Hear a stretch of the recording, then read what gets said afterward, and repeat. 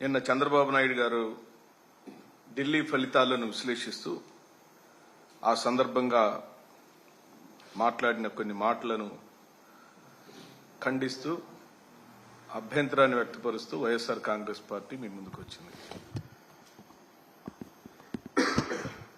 BJP విజయం సాధిస్తే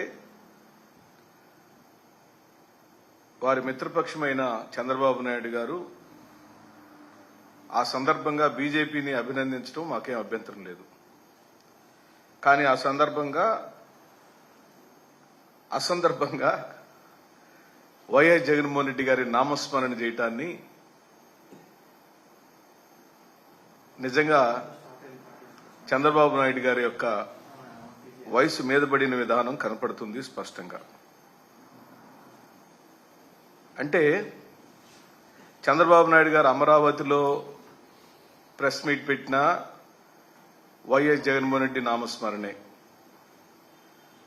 వాళ్ళ బ్యాచ్ అందరితో కూర్చొని మాట్లాడుకున్న వైఎస్ జగన్మోహన్ రెడ్డి గారి నామస్మరణే, కేబినెట్ మీటింగ్ జరుగుతున్న వైఎస్ జగన్మోహన్ రెడ్డి గారి నామస్మరణే, ఢిల్లీ వెళ్లినా వైఎస్ జగన్మోహన్ రెడ్డి గారి నామస్మరణే, దావోస్ వెళ్లినా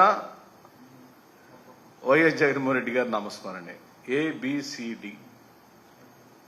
ఏబిసిడీలో ఎక్కడికి వెళ్లినా వైఎస్ జగన్మోహన్ రెడ్డి గారిని స్మరించుకోకుండా ఈ రాష్ట్ర ముఖ్యమంత్రి ఒక్క అడుగు కూడా ముందుకు వేయలేకపోతున్నాడు. ప్రజలకిచ్చిన మాటను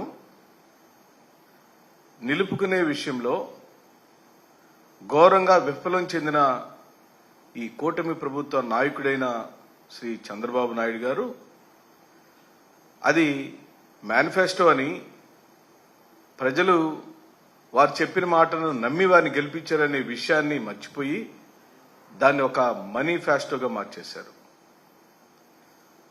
వారికి, వారి అనునాయులకు